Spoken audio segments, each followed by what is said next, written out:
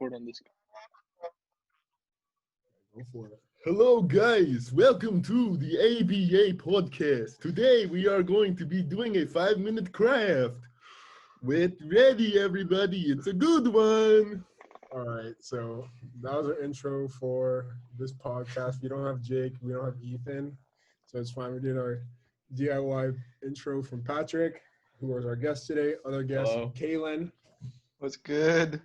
And then we have the standard boys. We got myself. I'm back from vacation. We have Luis, again, as usual. What's up? We got the homie Matt. He's recording for us today. So, What's up, guys? I mean, if you guys want to hop right into it. Yeah, let me pull up my screen. Let me pull up the screen. Let me pull up my write-up. Let's go.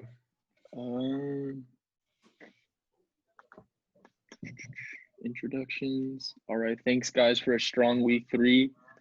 I felt like there wasn't any problems this week, other than some forfeiting things that we were gonna address later. But besides that, like, good job with the communication. It's also just great to see everyone using the free agency and the waivers. Yep, we got 9 people this week using free agency again. That's pretty strong. But yeah, I guess we can get right into it. Match of the week. We got 2 of the contenders. Let me pull up the replays. It was Patrick versus Luis was the most exciting set to watch for sure. Yeah, definitely. I think it was really interesting. Yo, why does he look so young? Literally a week ago. It's all right here. Yeah, I put all the links in the write-up. Also, for people who would rather read, like I did pretty extensive write-ups on for most games, the games that weren't like one-sided. I did a decently sized write-up. So if you'd rather read it than watch, I'll link it in the Discord after we film the podcast. So I'll probably go up there at like 11 o'clock. Jesus. Hey, is this game 1? Yes, that should be game 1. All right. I'll just put it on fast. Yeah, so No, she is. I think we should just have. No, the way she talked about him, I was like, yeah, Louise definitely caught It's feelings so for funny him. because like Louise, she talks, she she'll definitely be like, Andy's like so like not my type. He's so Yo, what's up? he's like, We can't hear ourselves. Your homie. Oh, fuck. Luis, those shorties is kind of. All right, I guess we'll have Pat talk through. Louise, chime in whenever you feel ready. But all right, do you want my synopsis about all 3 games? you just go like briefly through game 1. Briefly word. through game 1. Just Umbreon. I mean, game 1, I think Louise did really well with. I highlighted it in the write-up. Bodied. The 3 Pokemon that for him that did really well were the Tyranitar, the Dragapult, and the Togekiss. Like for him, those Pokemon did a lot of work. Like, as you can see, like the flinches with the Air Slash, it put a lot of pressure on Pat's team, and he wasn't really able to do too much, except with his Umbreon. But after his Umbreon was killed in this game, it's kind of over. no, he literally. Yo, I want to talk about this turn right here. Oh, can you guys hear me fine? Yeah. Yeah, okay. So, I think they can hear you. my mindset was like the fucking Assault Vest Azu was kind of walling all my shit. So, like, I kind of just accepted the fact that even though my Hydreigon was like a pretty decent threat to his team, like I needed to like get rid of this Azu to win. So I traded, like, I knew I was gonna lose the Hydreigon, but like I traded for like the percent, and I think that's what like one of the reasons I won game 1 was because I like got rid of the Azu, or like I put hella damage on it so that it couldn't like switch in anymore. I don't like when guys touch me. Yeah, That was a smart I play. took the kill. I was like, that's a juicy little bite. I'm just gonna take that. Yeah, because with Hydreigon out of the way, I mean, like, it's a huge threat. But the fact is that Tyranitar setting sand and crippling the Venusaur's crippling its weather ball and its speed, like, and not it only doing 24% with a super effective move is crazy. Like in the long run, it just rendered Venusaur useless, which was like a waste of a slot in this game. So I think that like Luis's matchup in this particular game was really good because we just see how well it does here. Like overall, I mean, we can just like after the end, it's a lot of Luis switching in between his 3 main Pokemon at this point and just just racking up chip damage. Yeah. And then at the end of the game, he just brings in the Snorlax and he brings in the man time and he gets the final kills before he ends it. So Pat, that trick on the Volcarona was very good. Yeah. too. I low-key, like, when we were playing, I forgot that happened. So when I switched into rocks, I was like, oh. But damn, that sucks, bro. Yeah. I was just like, oh, well. And then at that point, I was like, that's probably the game, but.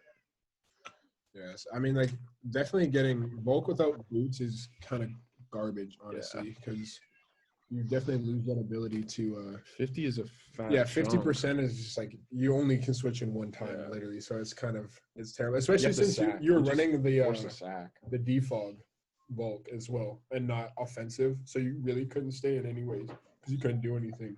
I don't think I should have rested here. I feel like that was an L. Really? Yeah, because like it gave you like free setup turns and shit. I probably should have just attacked and went into Dragapult because Dragapult won me the game at that point. But I think I was afraid of Scarf Arcanine because I wasn't sure if it was Scarfed or not. Ooh, I think that's definitely interesting for later too, for game. Yeah, 3. that was sick. I've never heard of that before. Is that like a YouTube set? Yeah. No, Scarf Arcanine is just. I mean, like. I was just thinking, like, the way he brought it in this one time, it just seemed like it was scarfed. Well, and, I was kind of scared. Game 2. I ran Scarf game 2. I really hope. Oh, really? No, you ran it game 1, I thought. I ran it both. I ran both 1 and 2. Oh wait, so I called it out then. I was right. It was scarfed. Yeah, it was scarf. Yeah. Okay, for sure. You weren't scarfed. I thought you weren't scarfed the whole time. No. Game 2, I wasn't scarfed. That's right. Because I remember thinking, oh yeah, like. He thinks I'm scarfed because I switched out, and then so I can easily just like plant this little seed of doubt in his brain, and then just like catch him. Hey, that was really good, Pat. It got me game 3 hella tough. Yeah, I mean, again, like the Chople Berry was honestly unexpected for me. I didn't think he'd bring the Chople Berry again. That too. That surprised me. But like the fact that like Tyranitar just got kind of melted like that so early in the game was really important for Pat to be able to bring in Umbreon and just put in work, because like as we see in the next 2 games, Umbreon best pick of my entire draft. Umbreon carried. It was fairly similar for me because last season I brought Umbreon. I forgot who I played, but they had Togekiss as well, and the fact that you couldn't get flinch and you can just Iron Tail and go for defense drops and get and eventually just 2-shot it is so important, because like as like this matchup, Togekiss wins this game. Just wish stall. So like having Umbreon. What were the thoughts behind your guys' adjustments going into this? Bro, yo, I just needed something for Azu, so I brought Roserade, and it didn't do shit because Roserade's a useless fucking Pokemon. Never draft Roserade. Just never do it. It's not worth it. All right. What makes it so bad, honestly? Frail. Its speed tier is just like not good enough. Like it packs a decent punch, but like its speed tier sucks. Doesn't have great coverage. It's pretty frail. I don't know. It just sucks, man. No, I think the Togekiss still could have won this 1v1. I think if you had like kept nasty plotting really early, because once you got like +2, your air slashes were still doing 31. Yeah, and I think that like the Umbreon didn't have Protect, right? No, I was not running Protect. So Luis, I think you could have won this 1v1 if you like had just nasty plotted at the beginning. Yeah. Also, I had no idea it was inner focus. I thought I was just getting like super unlucky. when you flinched me on turn 1, I was like, I think I'm gonna run inner focus. Okay, I mean, like as we see, like that's literally the only way Umbreon can beat Togekiss. Because Gleam doesn't even do that much more than Air Slash does, but Air Slash has the chance to flinch. You're always gonna go for it, and you're not even thinking like you didn't even think he was inner focus. You thought you were just getting unlucky. So there's no point not to Air Slash at that point. So. Dude, I thought my Togekiss was like a free switch in to Umbreon because like it was Heal Bell, but like that Iron Tail shit really worked out for you and made it like win the 1v1. Yeah, I mean it's really good, and the fact that once the Togekiss was gone, like you didn't really have anything that could hurt it. Plus, if I got a defense drop from Iron Tail, then you had to switch out.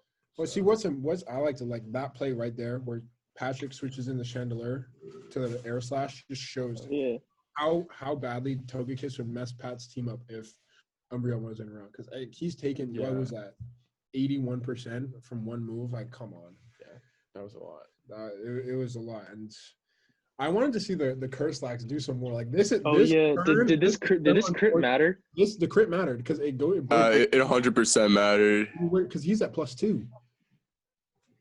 That was. It I was think When crits hit, 1v1s do in they there, ignore? but- I don't think it would have 1v1, but it wouldn't have killed. Yeah, I mean, he would have at least got to keep the Snorlax on because the thing is that Umbreon couldn't touch Snorlax. I screamed when that happened. Yeah. I mean, see, like after the Snorlax is gone, it's kind of, and the Togekiss, it's really easy for Pat just to toxic, and just Yeah, definitely. Once the heal bell is out of the play, you can just kind of toxic, and then Umbreon kind of wins the game. Yeah, Azumarill kind of did work back second game too. Yeah. Damn. That did big damage. Azumarill was just picking up kills here at this point. Like, it was just doing so much work. There it is, back again. The Parastol, or the stun. Yeah, and it's unfortunate because when yeah. the Pulse toxic is just putting on a timer. Because the thing is, even at that point, Dragapult is powerful enough to still win this game. Yeah, if it wasn't toxic. But with the toxic and the Azu still being that amount of health, it really just kind of put Luis down for this game. Missing that Rock Blast was some bullshit too. And yeah, the Rock Blast missing the Volcarona did matter too. Yeah. At least I didn't get 6-0'd. I'm just happy I didn't get 6-0'd, bro. That would have been tough. Pretty big. Yeah. So with that, I mean, like, I don't know how much it would have mattered for the end result, but like, it just. Oh yeah, but like having rocks up on the field too would limit your switch-ins, especially with Arcanine, because I don't believe you're boots, right? no. And then the Chandelure would have died to switch in, and I probably would have changed the game a little bit more. Not saying that True. that you only won because you missed, but just it could have changed the dynamic. Of the game. I'm just the only thing is that you got carried. That's all I'm trying to say. Yeah, I can't even deny that. Arcanine. I also think that the Necrozma here is pretty interesting. I really like that you brought this because I think this Pokemon is really underrated.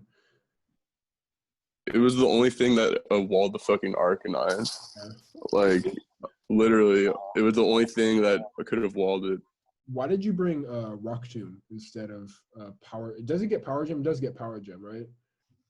Well, Volcarona's defense is only like 50.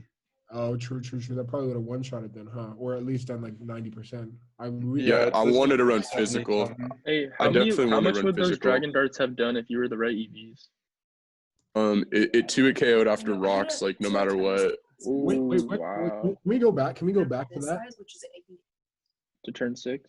Yeah, because I wanted the turn where Louis said, "Oh, I brought the wrong EVs or IVs," because I was watching that. I was like, It would not have killed this turn. Like, I needed to, like, have some setup, but it would have put a lot more pressure because Umbreon would have been, like, way lower, you know? I would have definitely switched out. Yeah, but Yeah. like the fact that he could put that much pressure on your Umbreon with one Mon was huge because like it won you this game too. Yeah, like, it did. The fact that he couldn't break Umbreon at the end of the day was the reason why you won. I think I'm not sure who would like. I don't think that was the only reason you won the game. I think Yeah, I like, think I right- made right misplays too. Like, yeah, right there would have 2-hit KO'd for sure. But Whoa! That was a cat. But like, I think the my Dragapult fuck up definitely helped you win. But I feel like you also like played really well, Patrick. So like, I don't want to take the dub away from you or anything. Yeah, thank you. It was this play right here Yeah. that I thought was so sick. Yeah, the berry caught me off guard so hard. I was Yeah. like, Oh, dude, I thought you were going Como. That's why I fucking Dragon Tailed. Yeah. Like, I thought you were scarfed, bro. I Yeah. thought. yeah. When That's I what saw it was that- for. That's what it was for. It was When I like, saw that, I was oh. kind of popping off. If I rock blasted right there, that would have been dope, bro. Instead, but I fucked up. That would have freed up the Mantine. Yeah. A bulletproof block rock blast, anyways. I'm not sure. Pretty Actually. sure. Because the thing is Surprised I was if he switches Tomo and you rock blast, you just lose all momentum. That's true, but I should have just done it though because I had Choppleberry anyways. If you Yeah. want to come up, That's true. I mean, I still think like it was a good play to keep momentum, and it's just also unfortunate that you dragon tailed into the Como. Dude, Patrick, did you fucking speed creep my T-tar with the Umbreon game 3? Maybe. Yeah, dude, I noticed that. I didn't think you would do that because I was out speeding at the other 2 games, so I thought that right there I was gonna be able to get the rest off, but I wasn't. Yeah, because like those games, I was like, okay, well, like what little thing can I do to like get an edge up? And I was like, well, I can just improve Umbreon. So it's like, if you improve what's like already good, then Yeah, that was a hella good adjustment. Yeah, I mean, it's just the. It's just well played by Pat. Just gotta stall up the Mons. it's coming next week with Svenny. Better watch out, boy. Oh, I can't wait to get into the predictions for this week. It's actually gonna be really interesting. We got some really good matches coming up. Dude, this is gonna be such a good week because there's like, it's like either me or Kalen's gonna clinch a playoff spot. Mhm. Like Sven and Jeremy have a chance to clinch a playoff spot, but also if Patrick and Lawrence win, that puts them like. Sven does not have a chance to clinch a playoff spot. Also, I'm so talking about Patrick and Lawrence have like a very good chance at securing or like putting themselves in a great position to make playoffs as well. Mm-hmm. Yeah, I think after like this game is pretty much done at this point now because Yeah. I just Damn. Arcanine's a great Pokemon. All right, so next up. This was hella funny in the Discord. Yeah, honestly, like I thought this game. The thing with this game is actually I was really interested because I was watching. That's funny. I was watching. Where is it? Shit. Shut up, Caitlin. I'm right next to him. I see his phone. The thing is that with this game, Ethan actually could have beat the Kingdra with his Dragapult if he was max speed Scarf and ran either physical or special set and just dropped Dracos or dropped Dragon Darts. And because the thing is that in the rain, like nothing's outspeeding the Kingdra, but the Dragapult still could have, and he would have won pretty easily at that point, I think, without the Kingdra being there. Yeah. But like overall, like the Pelipper with the Kingdra was really tough for him to handle, and I'm pretty surprised that Logan went with the physical set.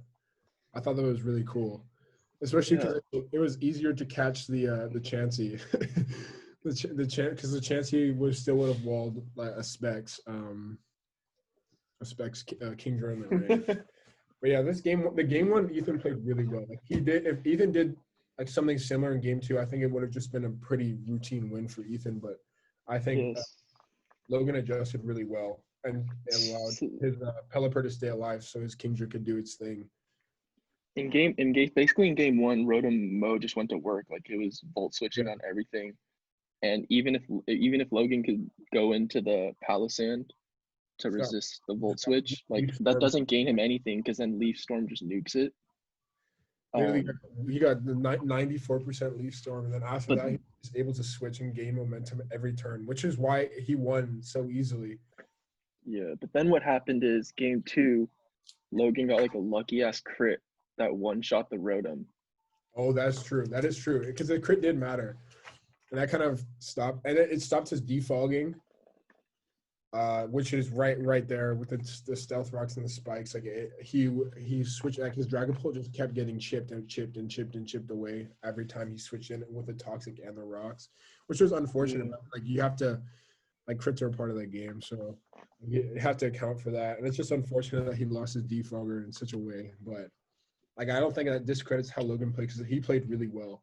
And I feel like he played around the Rotom pretty well as well, keeping his Pelipper alive. But then the game 3, which I think we should pull up, honestly. I think this game was really good. Let's watch. Let's pull.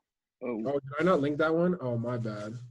That's literally the only one I didn't link. That's my bad. It's the last game. It's the last game. Game 3 was so hard to watch. There's so many dude, like Ethan was making some bad plays. Like he should have all Ethan had to do was click volt switch. And then like Logan kept clicking flip turn when he had the Kingdra in, and we're just like, Yeah, Logan almost fuck threw are you it. That was crazy. Yeah. See, the thing is that also this game, I still think Logan would have won regardless, but he did when Ethan whirlwinded. Yeah, that was unlucky. That was unlucky. Yeah, he whirlwinded out into the Kingdra, and like at that point, there's literally nothing he could have done. Wait, do y'all remember? Do y'all remember the fucking Shark? infestation play on the fucking Palisand? The infestation play on the Palisand. That was crazy. That was some next level. Yeah, that one didn't really work out too well.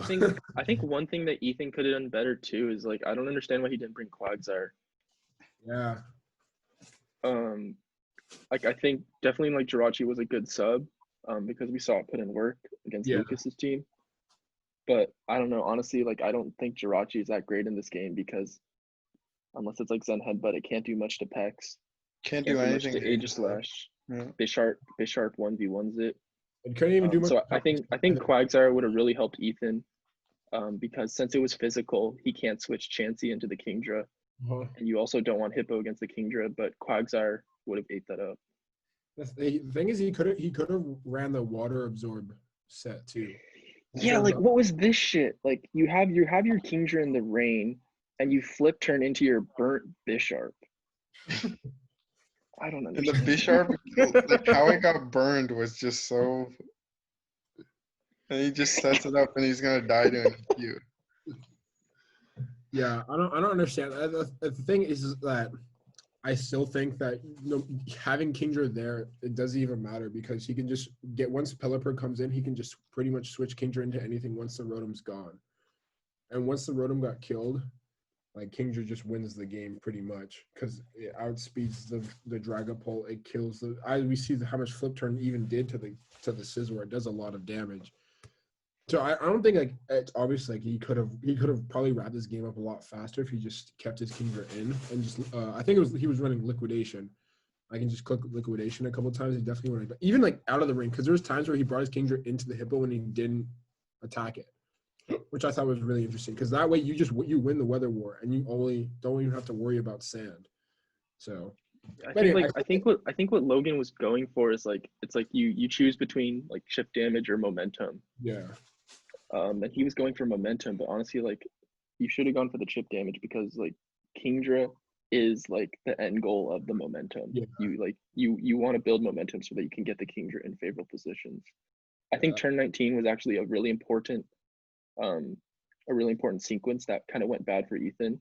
Is he Will-O-Wisp, which I think maybe he was trying to call out like the Aegislash coming in because that's what Logan had done last turn. But honestly, like Volt Switch is always the move. Yeah. Because even if you Volt Switch in the Palisand, like we said earlier, I mean, it doesn't stop you from dropping a Leaf Storm. And this is where it went sour. Yeah, right there. That play was just really unfortunate because look at like Liquidation dead. Jirachi's gone. See, I still don't understand. Like I would in that situation. Could have just click Liquidation the entire game. Yeah, I mean, like it wouldn't. I mean, it doesn't matter because at the end of the day, like it's the same thing. This is the same end result. Yeah. He won, but I just find it interesting that he decided to switch out there when he could have just got a guaranteed kill and then brought Pelipper out the next turn. He was also pretty lucky on Logan's part that the outrage confused after 2. Yeah. Because if he had been locked in again when there was no rain, then the Dragapult could have revenge killed it. So that was just kind of like a. How did that not kill? Yeah, that minus. I mean, I wonder if he was running Spit F IVs for the Volt Switch. I would be interested to see that calc because living with Forbrus and that's so fortunate because he gets to bring the rain up again and guarantee outspeed the Dragon Ball. Because if he kills there and the rain ends, then I feel like it would have been a different end result. But I still think Logan, he got the win that he was going for. So he played pretty well for the most part. Oh man! Hey, shout out the boots on the Pelipper. That shit was really good adjustment. That was game changing. They just allowed Pelipper to come in whenever it wanted. You didn't even have to worry about defogging. All right, so next set we have me versus Chris. I want to pull up the Who? podcast just so we can. Chris was on some other shit. Are we roasting him or what? No, I just want to pull up the part about the Caparaja. Oh, okay, fair enough. I was telling him he had to back up what he was talking. I'm the one who was saying that, bro. Where is it, Luis? I'm not sure. It's like throughout the entire podcast, honestly. Damn, we're really calling this bro out right now. It's unfortunate because I think it was a pretty cool game plan, honestly. The Caparaja in the trick room. I just don't understand why you'd trick room in front of a Ferrothorn. Like, it just doesn't make sense to me. Like, it's the slowest, one of the slowest Pokemon in the game. It's I'm assuming that you were running min speed probably with the 40. Dude, I wasn't even running min speed because I was like, you know what? I feel like I can control the tempo of the game where I won't even let him get trick room up. Like, I figured it would be regular like speed rather like more so than there would be trick room up. I also had Aquaberry on the Ferrothorn, so like I was confident I could 1v1 it no matter what situation. But this guy doesn't even slow EV his Caparaja. So basically all he did was set up trick room for Ferrothorn. And the funny thing is, I mean, I don't think I've ever seen a Pharaoh 6-0 before. So, I mean, that was definitely a very interesting game to watch. But I think we should get into watching the game. Yeah, I'm not going to pull it up. It's too extra. It's too much work. The game won. It was honestly, it was pretty interesting how I was curious as to why he kept his Talonflame in one play where he was paralyzed. Oh yeah, what the fuck was and that? he allowed his Talonflame to die to the Gigalith, which Oh, I here. thought was funny because at that point I think he was trying to U-turn. You think he was trying to yeah, because because the thing is that it still could come in and deal damage. It put pressure on the Ferrothorn, which I thought was interesting. He just kept trying to U-turn. I don't understand why you U-turn because like it's gonna do 2%. Yeah. So that wasn't. That's just yeah, left that was, his back. Because like at that point, like that turn lost him the game. Because what does he do to Ferrothorn now? There's nothing. He has nothing that can hurt the Ferrothorn, as we see later, and he just comes in later and cleans up along with the Lucario. So that's the thing with like Ferrothorn, Toxapex, those type of Pokemon is you need like 3 or 4 that can threaten it. yeah, you must. Otherwise, it's just gonna screw you over like time and time again. Yeah, because I mean, as we see like here, like, Gigalith put in a lot of work this game. yeah. Gigalith was honestly probably one of the best pickups from free agency. I was really upset that I didn't get that. And I'm really upset that somebody picked it up. Right, I was literally the next week I picked up. I forgot what Pokemon I picked up, but I wanted to pick up Gigalith next. And then I saw it mapping. I was like, oh fuck! Because I know like my Volcarona is just walled after that. And then you can see like when it sets up the sand, it's so hard to kill. Too like it's like nothing's really gonna kill. Like Excadrill can't even kill it. Hydreigon can't kill it. Gyarados can't kill it. So it's pretty tough. Yeah, this game was over once I figured out his Tyranitar set. Yeah, like that's basically what my goal was. Is like I was just gonna keep swapping out until I could learn his sets. This part is really interesting to me too because I don't understand why you don't protect here and get your health back with the Vaporeon because you just switch into the rocks and dies. And he goes to Excadrill and he dies anyway. Oh, yeah. Because that way you protect. I think at this point, like Excadrill was his only win con. It didn't even matter though because I had Vacuum Wave on the Lucario. Yeah, I mean, I'm just like saying still, like Chris made some plays I just didn't really understand. I don't know because like you could have at least tried to keep the Excadrill alive for a little bit longer. But you're right, the Vacuum Wave on the Lucario was pretty interesting. I'm surprised that I don't know how strong Lucario is. I'm surprised that it killed the Hydreigon one hit like that. Yeah, in this game too. I mean, this game was whack. Yeah, just a wash. It's just like a standard wash. I mean, there's not really much to say. It literally loses turn 4 or 5 again. Like it's this play, turn 6 right here. After this, the game's over. Literally, Ferrothorn doesn't even switch out after this.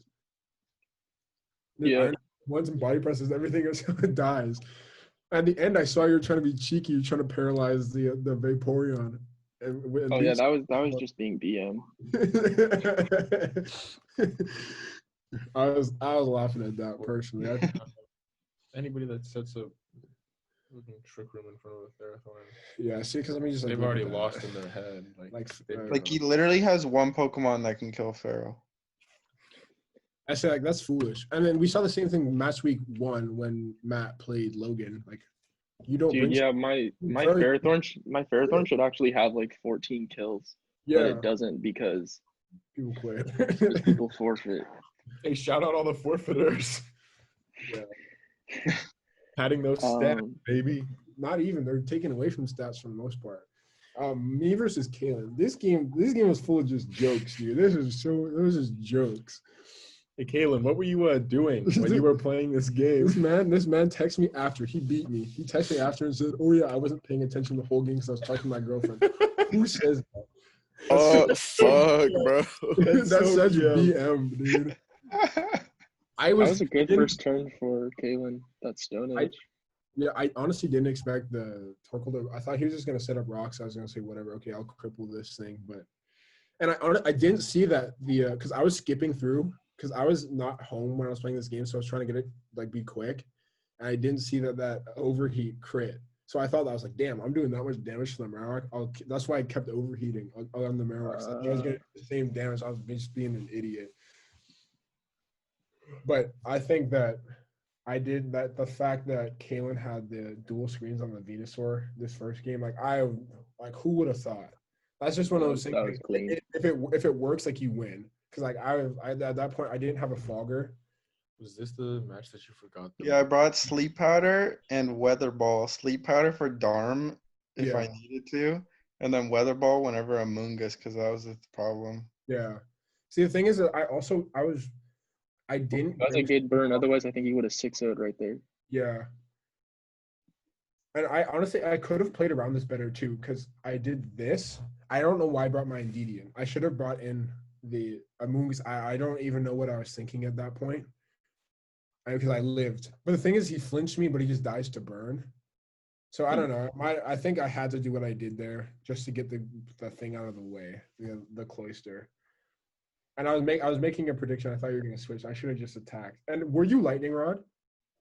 Yeah, I was. Okay, that's why I never Volt switched because I didn't even want that to happen. Yeah.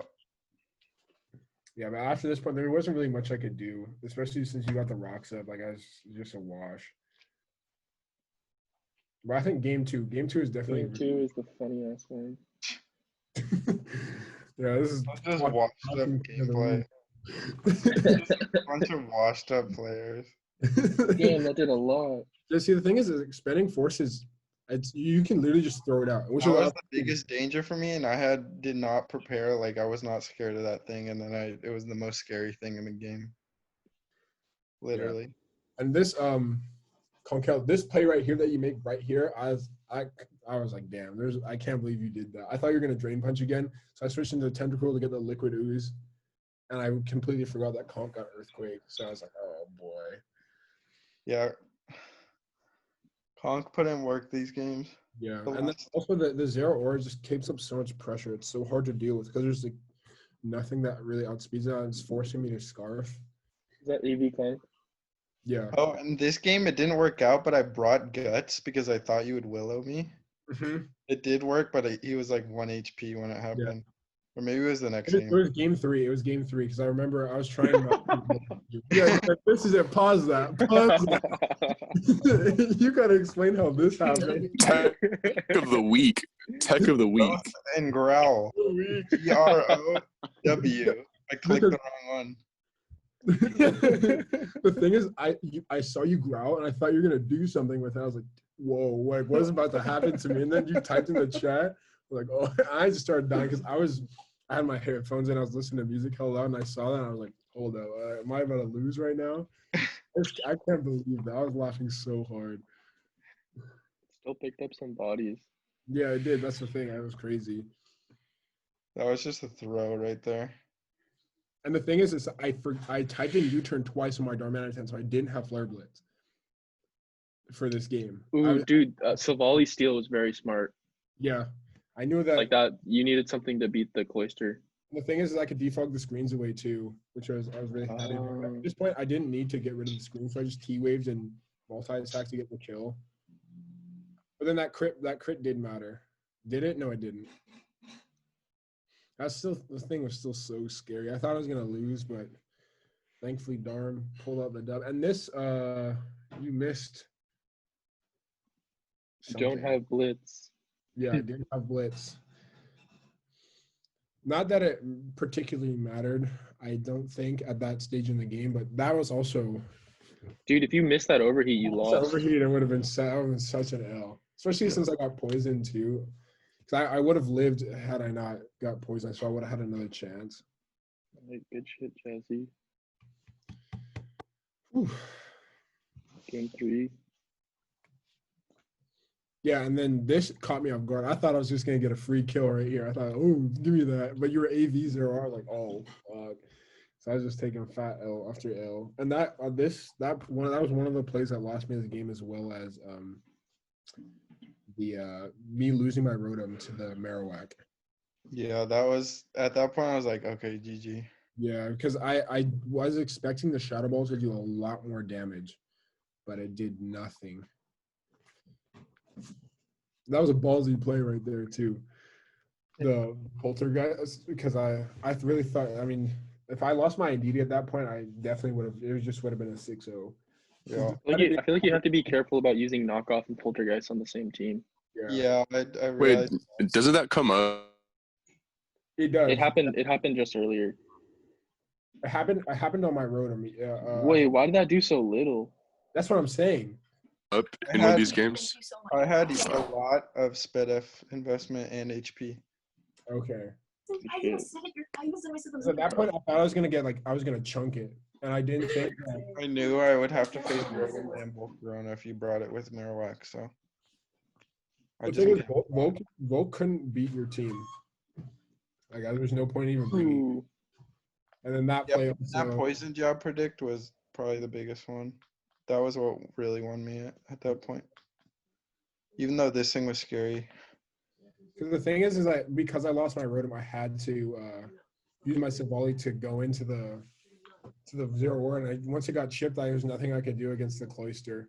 There's the burn. Didn't matter though, but Game's over at this point, huh? I guess yeah. Closer kind of wins. indeed he made it scary, but Primarina managed to survive a hit.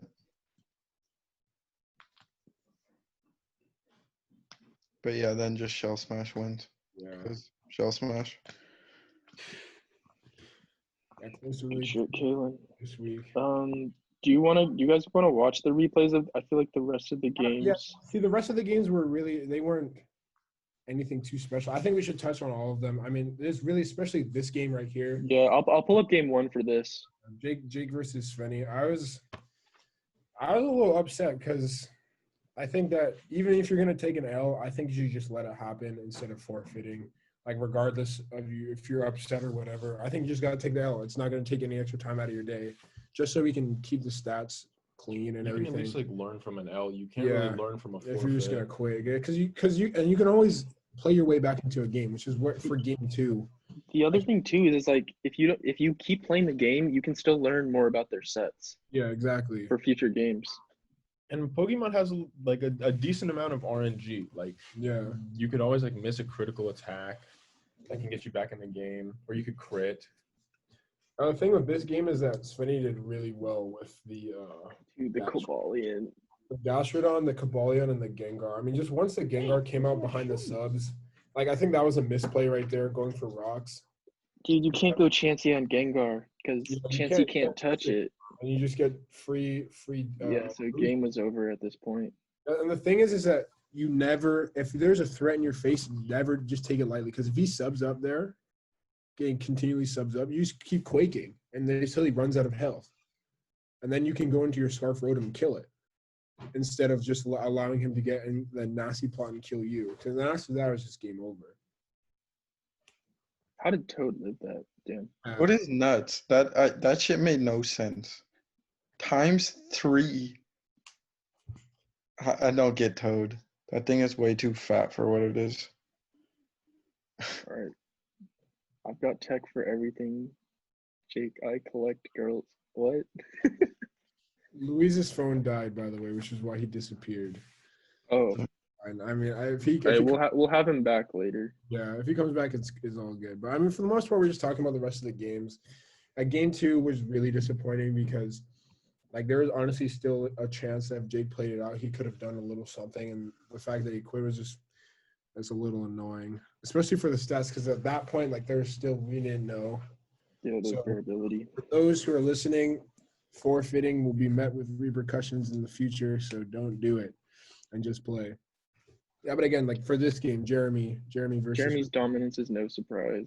yeah, I mean he's just taking lives now. Like I wasn't even shocked because Lang didn't even stand a chance. It was 2 short 25 turn matches, so it was really simple. With the Darmanitan, the Zero Aura, and the Kyurem just went to town on his team, and it was just really simple.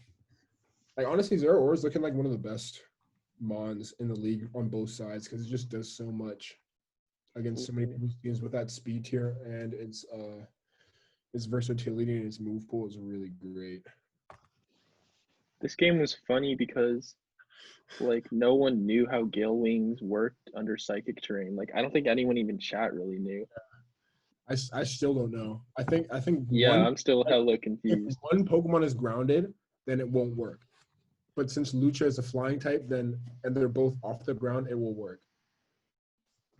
I think that's kind of crazy. I didn't know that at all. So at least we learned something. But again, like it just shows like the expanding force, psychic terrain, stupid. It does so much damage, especially when you get on Alec, because Alec actually has a really good special attack stat. Like we saw that you click expanding force and people just die. Yeah. Like it's kind of just a dumb attack. You just get the terrain up and you click it, and Pokemon you get nuked like 70% even if you're resisting it. So that's really what like the terrain really got Lala this game. It was really sick, especially like and when Lucha sets up like that terrain Lucha set is really good. Good shit, Lawrence. Yeah, Lala picking up another win. He's 2-1 this time. He's playing a lot better this season than he was last season, which I'm happy to see. All right, last match we got to see Connor versus Lucas. I was happy to see Connor get his first win because he could very easily be 3-0. Yeah. Like both the times he's lost in game 3s. Mm-hmm. Connor has a very impressive team and he's an impressive player. So I'm happy that he got his first win. He just got his first win, but his Halucha has the most kills.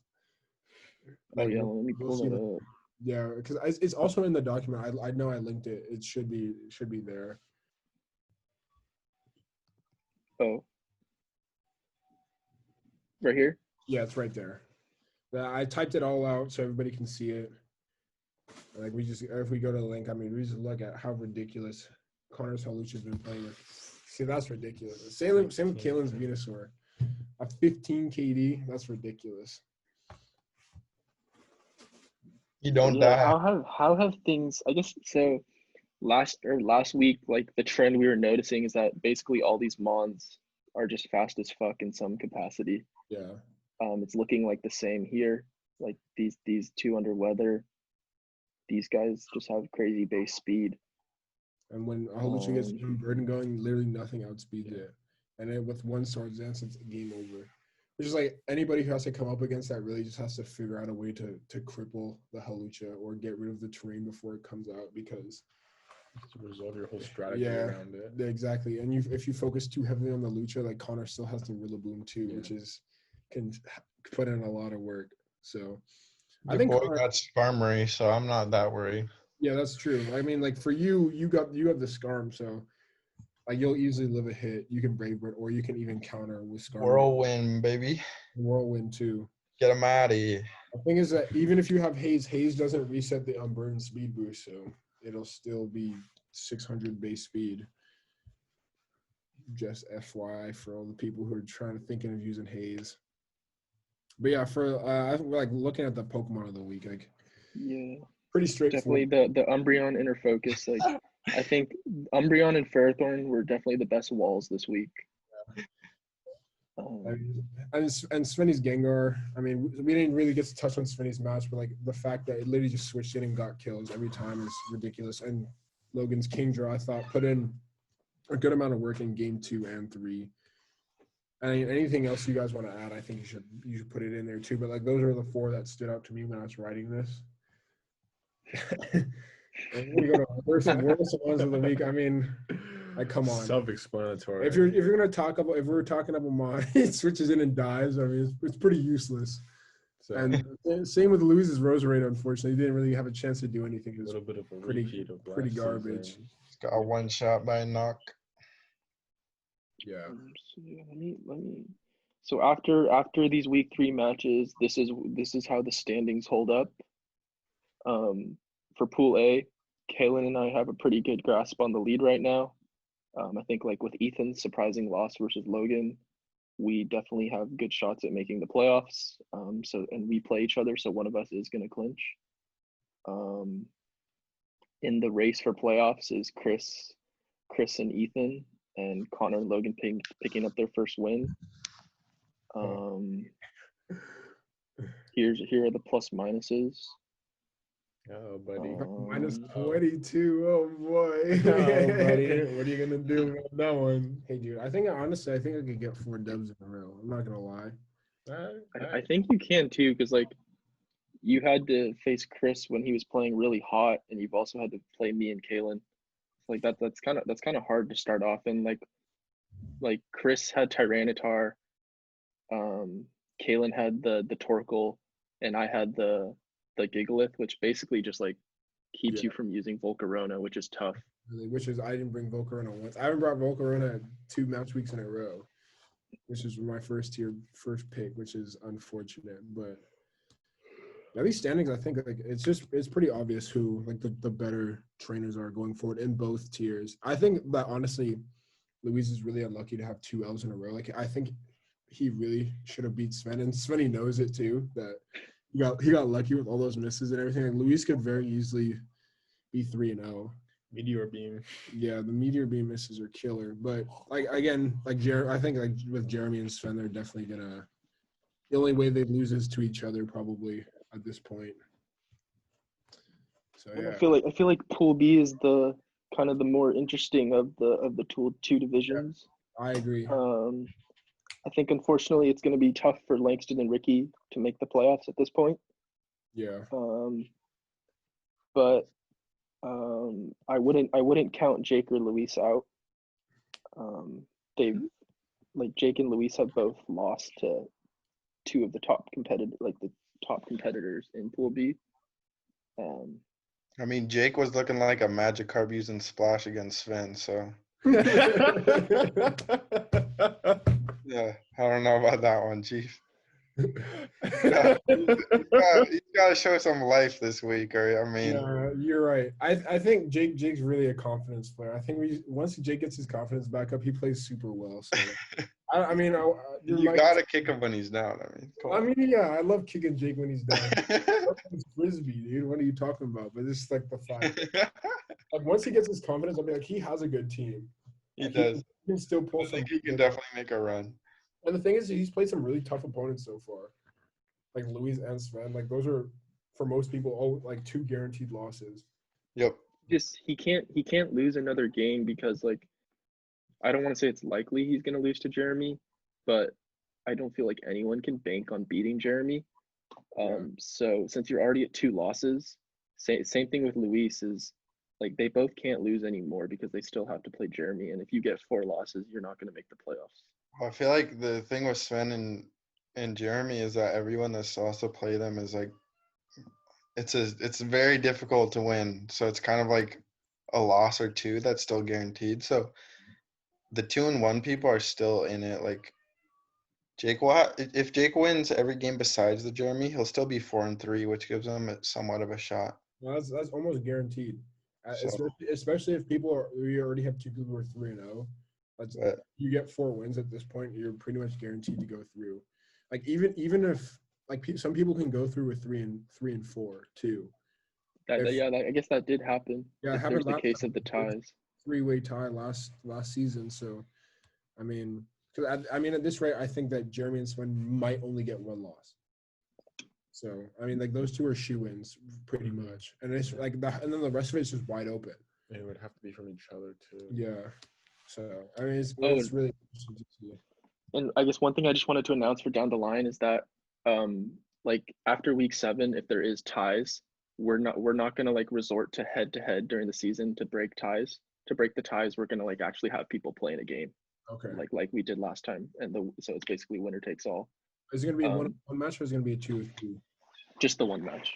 One match. Oh, But okay. we are still, like I mentioned on the last podcast, we are gonna have like a crew battle at Mhm. the end, where it's like the 1 seed from each divisions play each other, and then the 2s and the 3s and so on. And to determine, like, say people are tied for those seeds, though, Yeah. we're gonna refer to like the plus minus Okay. to break ties for our crew battle seeding. But that's not super important right now. Yeah, because that Pool B definitely has some strong trends. I think that was going to be a really interesting thing. That would be really great to see. Got next week's matchups. Yeah, I guess. Yeah, we just look free, was there anything noticeable from free agency? I guess like Caitlin picking up didn't work. I thought was really cool. I was begging him earlier to give me his Umbreon because I wanted it for the Dragapult. I think the Primarina was a good pickup. You got some use out of it in game 3, Yeah. I think. Yeah. Gigalith didn't do much for Jake because he didn't bring Sandstream. I think the Galvantula was good with the Volt Switch. Mantine was all right, but it kind of got outclassed by the Umbreon. Palossand didn't really do much. Palossand did his job for Logan with the blocking Rotom, getting momentum. Like I know I got nuked the first game, but like after that, I think it did pretty well after that. And then also your Lucario too. I mean, at least game 1, it did its job. I didn't really get to use it that much, but Yeah. like if I got a nasty plot up, 8-6-0'd. I'm trying to think. So I guess looking forward to week 4. I wanted my Gardevoir back. I think Connor's Gastrodon is good because he plays Logan. Yep. I don't know what this is gonna do. Yeah, that'll be interesting to see. I wonder. I think Umbreon's a good ass pickup. Yeah, Umbreon is probably one of the best pickups because I'm so shocked that nobody picked it. I honestly forgot that Umbreon was even a mon, even though I used it last year. Connor dropped him. Yeah. I remember like at the beginning of like nobody drafted it. It was a free agent, which was really interesting. And I think actually getting Weavile in for Logan is gonna do well as well. Milotic's a great pickup for you just because it like you have 3 really strong fire types. Yeah. So I think having that Milotic Mantine core is good for covering their weak. Like they basically you can just send them out to fuck something up. And then if they send out a revenge killer, you can just send out Milotic and it gets flip turn, which is hella good. So yeah, I guess we can look towards the upcoming matches. Let me see how so I got Jazzy. Fuck. Nice. Jazzy. Patrick. Yeah, sweet. And I don't know if Kaylin's coming, or I don't know if Luis is coming back. We'll just do the formers for now. All right, Logan versus Connor. So we have a 2-1 versus a 1-2. I think this one's going to be really interesting. I honestly think Connor's going to get a dub. I think that it's going to be hard for Logan Connor's winning this for sure. to break the Gastrodon, and the fact that he has the Rillaboom as well. I believe in the Luch. And the Hawlucha, once Hawlucha gets set up, is really hard to deal with. I think Pex can do decent against that, but I think Connor might pull this one out. I also think Connor's just a substantially better player. He has Alakazam and Mew. But he has a really solid And Gastrodon. And the And Cobalion Wash. switch. And Slowbro. So a lot of and Kyurem Freeze Dry. He's got a lot of Pex killers, so switching into it is not hype, but I think even Mew does not really care what happens to it. Yeah, but I think that the Weavile, like looking at Connor, seeing that pickup makes a lot more sense because it's going to put a lot of pressure on the Slowbro, the Rillaboom, and the Lucha. So Yeah, it's like, I mean, yeah, if you look at Weavile is good against a lot of his team. Like all these guys, but Cobalion just completely walls it. No, low kick. You That's can't. pretty Like can't- Weavile can't do anything against Kabalion. Yeah, I don't think a low kick is going to do that much damage. I think that's doing 40-ish. Yeah, but the thing is that you switch in and you can't two-shot it. Yeah, but I mean, then next time he comes out, you two-shot it. Yeah, I mean, I guess you could bring like that King's Rock flinch cheese set. yeah. It's I a feel like very But I don't think you should pin your hopes because like the rest of his team, other than Weavile, kind of loses to Connor's team. So it's really I think that Connor definitely has a matchup advantage, but we'll have to see how because Kingdra in the Rain is still gonna do a low lot. kick with life orbs doing 50 to 59 Really. against a max defense, max HP Kabalion. So All right Yeah, then. All right. Yeah, but you also have to consider that Kingdra in the Rain versus his team does a decent amount of work. yeah. yeah, No, Draco would probably. I think if he plays Weavile right, he can win. But I'm taking. Yeah, because I overall, also think he could bring no items to Lowbro, and then just wall it. what's he gonna do to Weavile? Gonna do to it? Nothing. So It's the Giannis. You want to see Giannis get the chip, bro. And he's got the Halucha right now. Well, he's gonna get the chip because the Lakers and the Clippers quit. Dude, they might not finish the season. I know. Yeah. That's crazy. But to stay on topic, what's the next game? Let me see the next game. I think it's me versus Ethan. It is. Yo. I think Ethan's gonna take this home very solidly. Personally. See, this guy's out here talking, dude. This year I get carried every week. All right. Oh, you act like Are you actually voting for Ethan or what? No, I was just saying that to Oh, spite you. All right. But I don't know because this matchup is Yeah, actually let's pull it up. Yeah, I need to take a closer look at Because it before I I make an assumption. I feel like if I get the poll out of the way, I think I would have like a pretty. My matchup is better, because once Pult's gone, and if I deal with the Chansey well enough, then Volcarona wins. no Sylveon. Well, yeah, Hippowdon is really good against your team. Whatever it adds up. Yeah, Hippowdon's also really good against my team. Like I have to be really careful with that. Like when I was watching, but the thing when watching Lawrence's match against Ricky and seeing just what his Ndidi did to the Hippowdon, like it makes me less scared of the Hippo, because there's not anything really he can switch into that's gonna want to really take an expanding force all the time. Like over time, that's just gonna do a lot of chip, and then once I start killing things like with the expanding force, it's gonna open up the game for me to win. However, that being said, Dragon Ball controls a speed tier, and I don't really have the best switch-ins for Pult, so it'll be Plus, really interesting. he's always got that Ditto tech. You never know. Like, he could pull that out. I guess that's the good thing about Ditto is that even if you set up as the Volcarona, Yeah. he can Copy. whip out the Ditto. Yeah. I really think Mienshao does work. Yeah, Mienshao does put in a lot of work this game too. Because once the Pult's out, I jump kick into a Dragapult, it's like pretty free. No Yeah. switch-ins. So yeah, because once Pult's gone, and even knockoff with chip does it almost one shots. I mean, with chip it one shots. With like 12% minimum chip, it dies. So yeah. I don't know. I'm obviously gonna vote for myself, but I still think Ethan has a really good chance to I get think the this win. one will be close for sure. Yeah, I think this will go to a game 3, honestly. The Terrakion could be really scary for you. Like, the if only I Pokemon in your think team how is it's gonna work out is if Ethan can stall the game out, then he wins. But if Jazzy just breaks, then he wins.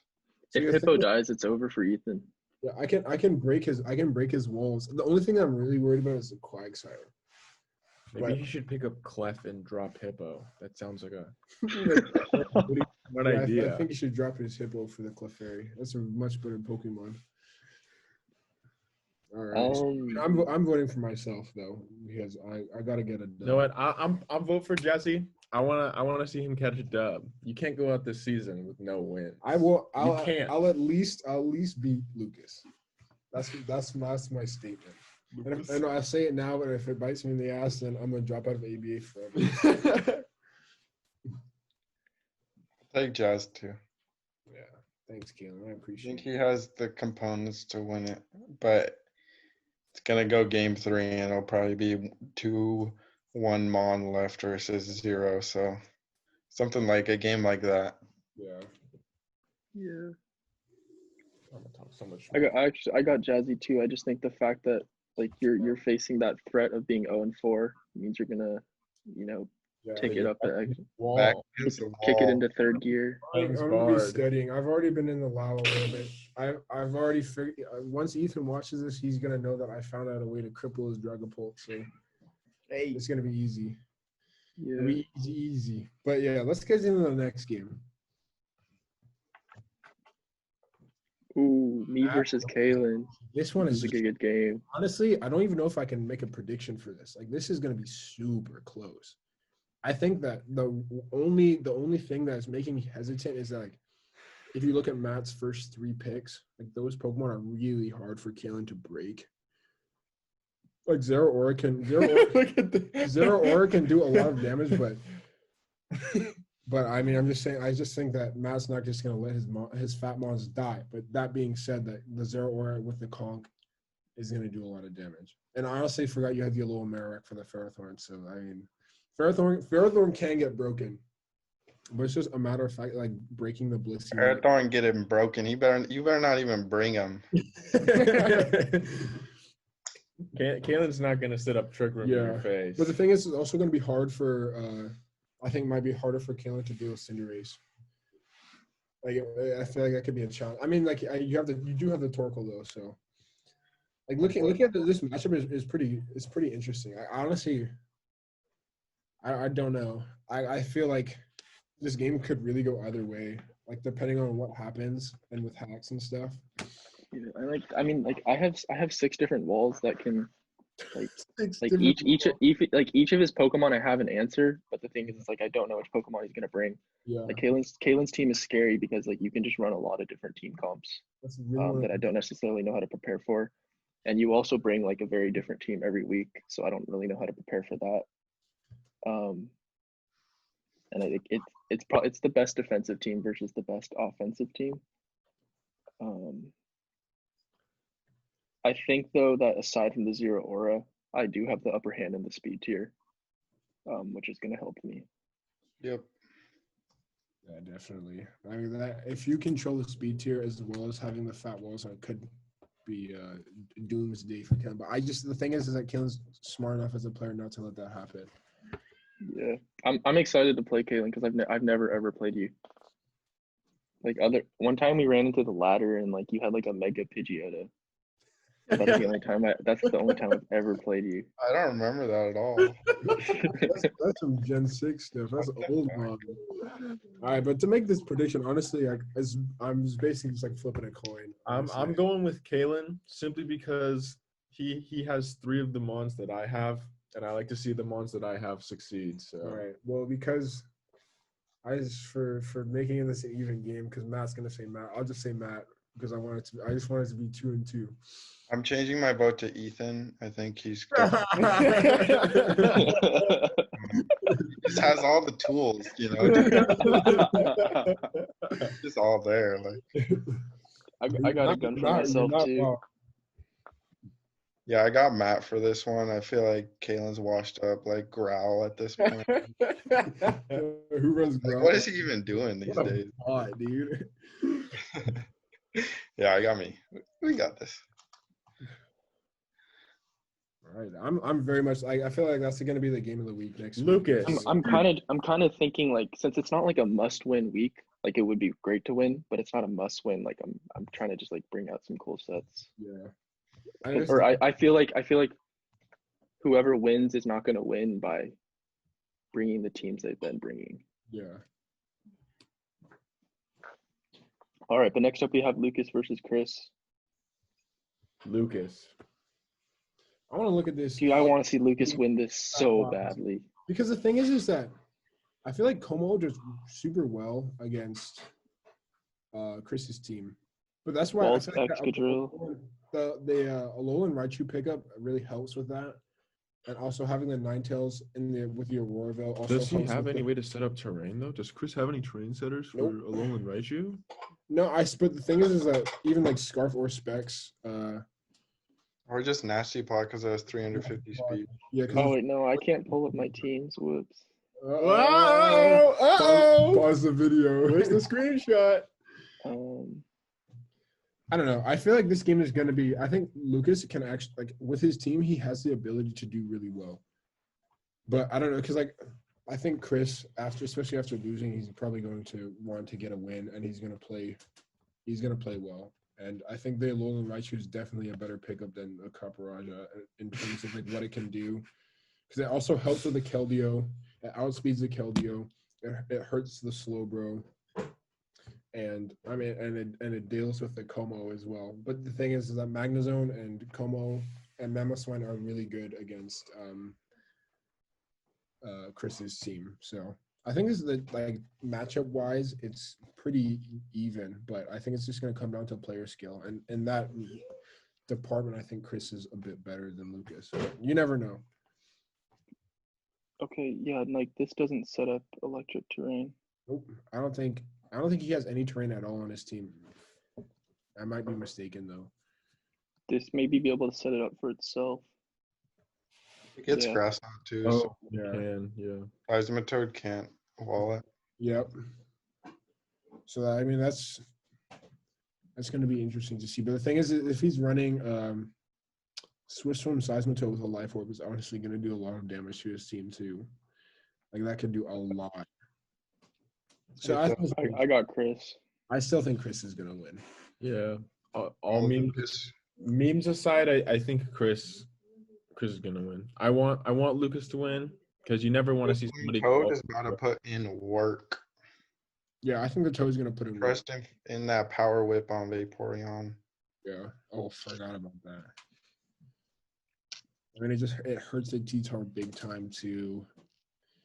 The sludge wave on the Ninetales as well. But if Ninetales does get freezed, Liquidation, and it does a lot on the switch, or he just switches out to like what is Ninetales doing to Magnezone? nothing at all. So, That's the freest Flash Cannon, because the thing is, Flash Cannon kind of hurts his team. I want to see Chris bring the Shedinja eventually, though. I want to see. If he brings Shedinja, he can't bring Tyranitar. That's true. I guess unless there's that item you can run. But yeah, moving on to Pool B. Right off the bat, we got Sven versus Patrick. Yeah. Realistically, I think Sven Eric's gonna win. I got some tricks up my sleeve though. I got a little something. It's got nothing. I know you're a beta. You've been working all day. Svenny's gonna wash his breath. What are you talking about? I don't think it'll be a wash. I think he will win. I think. No one expected him to beat Luis. Yeah. So you never know. Right. I mean, I think that anything could happen. I think Pat has a decent matchup versus Svenny's team too, because I've been looking at it with him all day. And he has the ability to do really well versus his team. But the thing is that it's not really just scary mons. any old player too. It's Svenny. Like Svenny can literally pull the most Svenny. I can make tech out of any mon, yeah, exactly. quote unquote. So like Svenny can just really do anything. And the fact that the Mienshao also just does big boy damage to his team is because the Umbreon's not going to be doing what it was doing before in this game. So I think it'll be key if you can take out the Mandibuzz. Yeah. Because it's looking like there's a Mandibuzz set you can run that 1v1's Volcarona. Buzz and Rotom. Rotom is kind of dangerous. Yep. Rotom's good against it too. Huh? I don't know if you run that. Have you seen that Safeguard set? For Volcarona. No, yeah. It's pretty strong. Where basically you can't get toxic. You can't get toxic if you run Safeguard. Well, that's nice. There you go. Well, you can't run it now because Svenny's gonna watch this and he's gonna taunt you. Or maybe I'm not gonna run it. I think it's Svenny overall. He's just too strong of a player. I just don't see Svenny losing. He just doesn't miss. Especially considering how pissed he was when he lost to Jeremy last season. I don't think he wants to lose anymore. I think he just wants to win. Because he knows he's the best and he can very easily just beat people's teams with ease. So I'm gonna go Svenny, but I would love to see Pat win because that would make me so happy. But I'm going with Svenny. I got Sven as well. I'm gonna vote for myself just because I want to go into it with confidence. Yep, that's how you do it. And Eric. You got Eric. That's the Right. realistic pick, but I gotta rile myself up.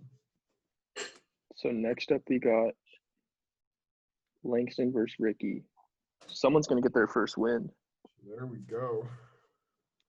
Honestly, I just think that if Lang deals with the drill, then he wins.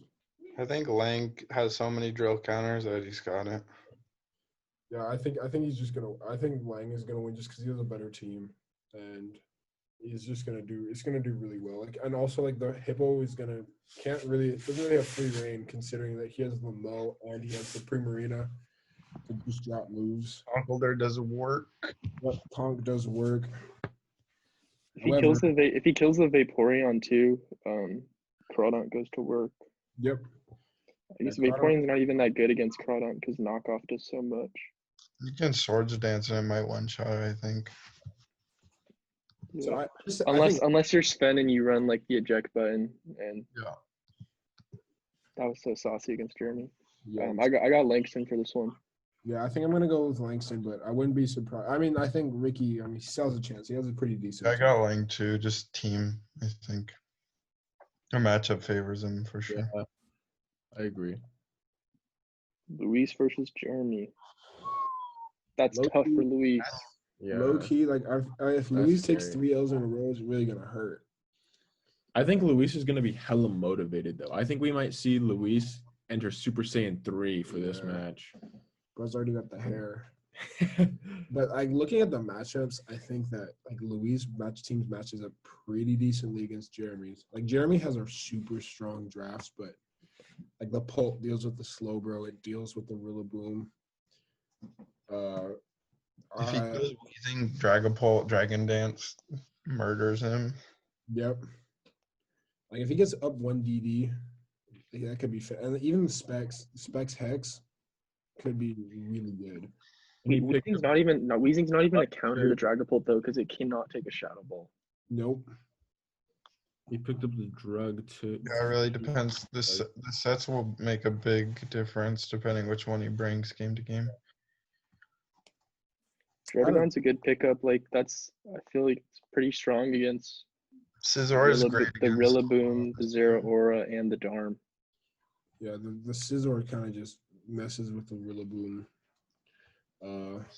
And Slowbro, and it can U-turn on everything else that switches into it. So it can hit Kyurem pretty hard too with Bullet Punch. Like Technician Bullet Punch from a banded Scizor is gonna do so much damage. But then again, it's always you can't just be looking at the matchup. Like I don't think Jeremy, we all know, is a good enough player not to let things like that happen. I still like Jeremy's matchup more. I think I'm gonna go with him. Skarmory is really good against Luis's team. Yeah. True. I got Jeremy too. I don't think he's not the kind of guy you bet against. Yeah, you're right. I still am gonna give my bet to Luis because I think Me too. I want to see him win. I think he's gonna be motivated to win. I think he's gonna pull the tech this time around. But I'm not gonna be shocked if Jeremy wins because it's Jeremy. You always want to see the 3-0 guys lose, and you always want to see the people who are 0-3 win. It's just part of the game. Yeah, it's the underdog.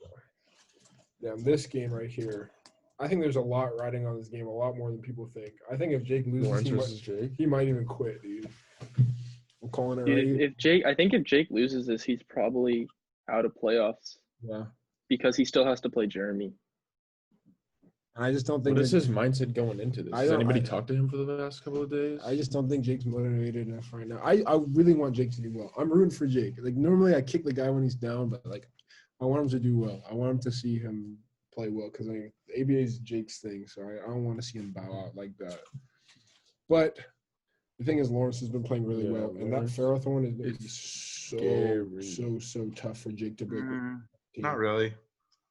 I think it's actually Tangrowth with Focus Blast does like 45%. That's I switch on the ladder. I switch Tangrowth into Pharaoh every time, and he can like Tangrowth can't touch. Or I mean, Pharaoh can't touch Tangrowth, and Focus Blast just 3 shots it. Yeah. That's true. I guess you're right. I always forget that the Tangrowth gets the Focus Blast. And Terrakion get a little chip. He can probably one shot with close combat. I mean, he really has no answers for Terrakion. Yeah, he doesn't. And so Also, we also have to look at the Lala's Halucha. Like again, if it gets the unburdened boost, it's gonna be really tough for Jake. Chode is pretty good against it though, right? Yeah, it can be, but I'm just saying, like, if he gets a boost off too, like, you know, Buddha and Rain is quicker than it, huh? Yeah. I think that matchup is going to be a lot more interesting than I I originally think thought. Jake wins this. I like it. Yeah. I think I'm gonna go with. That's tough. I'm gonna go with Jake. Bro, I just showed all my passwords. You're gonna need to get Who's editing edited. this video? Yeah, you gotta have Ethan bar you up. Yeah, facts. Bribing Ethan off for that screenshot. Exactly. I know you're gonna be watching this, Ethan. I got some stuff if you want it. Like, never come out, buddy. Like, I got Jake on this one. Jakey boy, I got Jake's.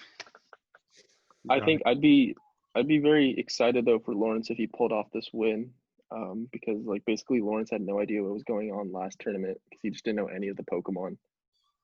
And I feel like he's still kind of out of the know, but he's just like very good at strategy games and video games in general. So it'd be sick to see Lawrence make a playoff run. Yeah, I still think that Lawrence is gonna win, but I hope that We're not in League of Legends anymore. I still It's a real man's game here, folks. Real man's game. Patrick, do you got Jake too? Yeah. All right. Yeah, Check the write-up. Do we have anything else?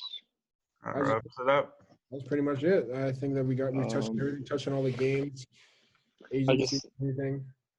One last note though is that we just want to, don't forfeit your games, guys. It like we're keeping these stats and it's really awesome. So the punishment for if you forfeit your games that you don't get to use free agency the following week. And if there is a strike 2, we're considering like giving you an auto loss for the next week. Yep. We hope that doesn't happen, but please do not forfeit. No point forfeiting. You don't lose anything by staying in the game. You only gain things by learning about your opponent's sets for the future. So it messes with the stats and just stay in the game because there's always a chance you might win too. So don't be a quitter. Don't be a quitter. I guess one other thing I want to mention is that this is also the last week to trade with other players. After this week, there's no more trading. Basically, like we just don't want to allow trading. Like once there's people who are clearly out of the playoffs, like we don't want them to be able to I'll trade all my mons to you since you're in the playoffs. Can you trade me Zero Aura for Vampine? Yeah, that's a move, honestly. Yeah. Okay, let's do it. That wall's nothing. Oh wait, actually, fuck! I take that back. This is only week 4, so there's still 2 more weeks to trade. Yeah. Okay, we got I'm next tripping. week. Cool. I'm tripping. All right. I think we're good. Yeah. All right, everybody. Thanks, guys. How do I stop it?